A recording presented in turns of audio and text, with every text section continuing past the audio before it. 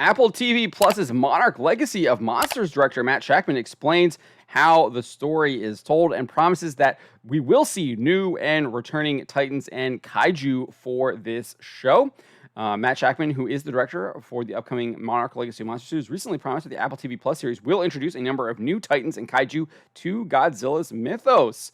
Speaking with Collider's Stephen Weintraub, Shakman discussed how the show brought Kurt Russell on board and how it evolved with his addition, but he was also asked about which Titans from Toho he was able to use. He didn't actually tell us, unfortunately, but this is what he said. He said, one of the great things about this was the chance to create new Titans, new monsters to add to the Monsterverse, so that's a part of it. He added, using folks that we know and love from before is a part of it, and I don't want to say too much so that you can be excited about what you see when you watch it. So he is promising that we are going to see some classic Toho monsters make appearances in this show, and then they're also going to be introducing some new Kaiju as well. As for what viewers can expect from the series, this is what he had to say on that. He said, what Chris Black and Matt Fraction cooked up was exciting for everyone. It brought me in. I was incredibly excited about the story. It felt fresh. I think everybody realized that when you're telling a series, when you're doing a drama series over 10 episodes, you need to be fully invested in these characters on the ground. So their approach was really about telling a monster story from the point of view of the people on the ground, which is something that I love doing on Game of Thrones. Like, I'm far more interested in what's happening in the Lannister army on the ground being burned up and how war is changing. It's the same way of trying to understand what it's like to be the people in San Francisco as the monsters go by. So I kind of like how he is explaining this. I'm a little leery of it. Obviously, I wasn't expecting a big monster beat-up slugfest like kind of what we saw in King of the Monsters, where we did get a lot of that stuff. I did expect some more personal human drama, but I hope they do kind of take that perspective. Like, I don't know if you've seen it, but if you've seen the Gundam Hathaway movie that's on Netflix, the animated show, it does a really good job of doing that. Giving you kind of that perspective from the ground level as the Gundams are fighting and destroying the cities above you.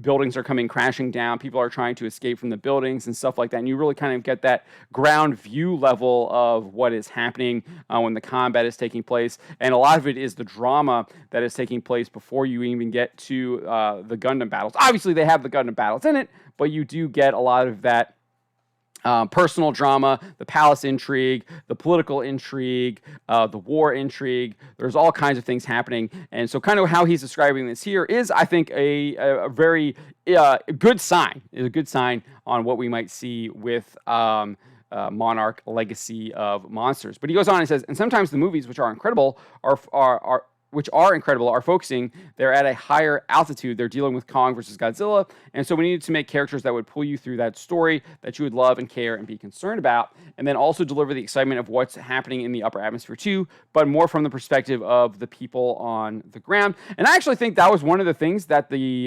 2014, 2015 Godzilla actually did really well. I think it was Gareth Edwards was the director for that. Don't have it in front of me.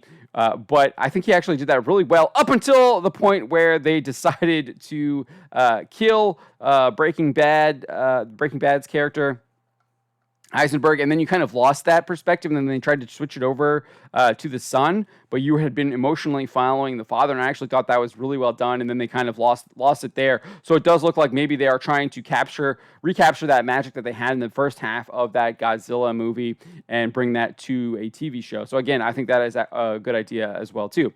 He goes on and says, they cracked that beautifully. They had a very fresh way in. I think everybody was excited about that from the get-go. People at Apple, people at Toho, people at Legendary, and they're all incredible partners. I did feel like there was a little bit of a red flag here.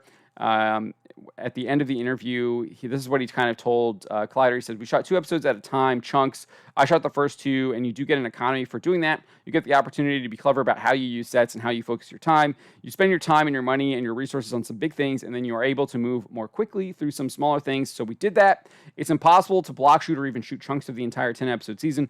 I think that would have been too difficult given all the complexities of it. And then this is kind of where I really saw the red flag here, was he said they had many scripts written before we started. There were a few that were still in outline form as we were starting to shoot that got written throughout the beginning part of shooting, and things are always fluid. as you say, there's budget stuff. We need to be clever, or our location doesn't work. So we try to figure out a new place and reconceive a set piece. So it's a fluid thing. So I do feel like that is a little bit of disconcerting there to me, that they didn't have it all kind of planned out and ready to go and ready to shoot.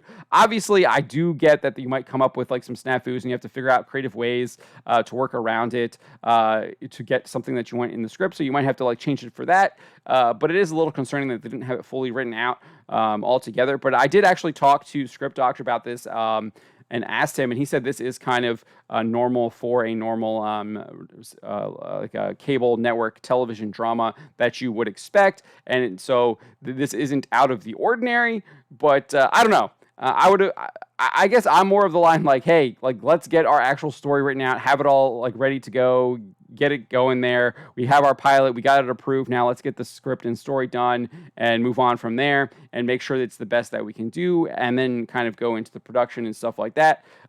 Maybe that's just a wrong way of thinking about that, but that's kind of how I feel like I view a lot of this stuff, because we've seen so many stories about these people, especially like Star Wars, Marvel. They just don't have their scripts written. We got James Gunn talking about they don't have third acts written, and then they're just kind of winging it in the production, and it just turns out to be crap, and the stories are just absolute crap. So this is concerning to me.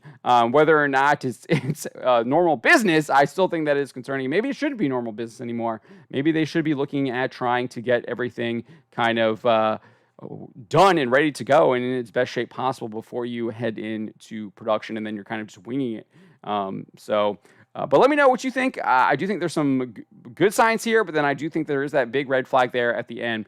But I am still kind of interested to see what's going on here. I'm really interested to see, like, obviously we know that Godzilla is going to show up. We saw that in the teaser trailer. And I'm kind of curious to see what other kaiju and titans we will see. Let me know who you think might show up in this show in the comments below.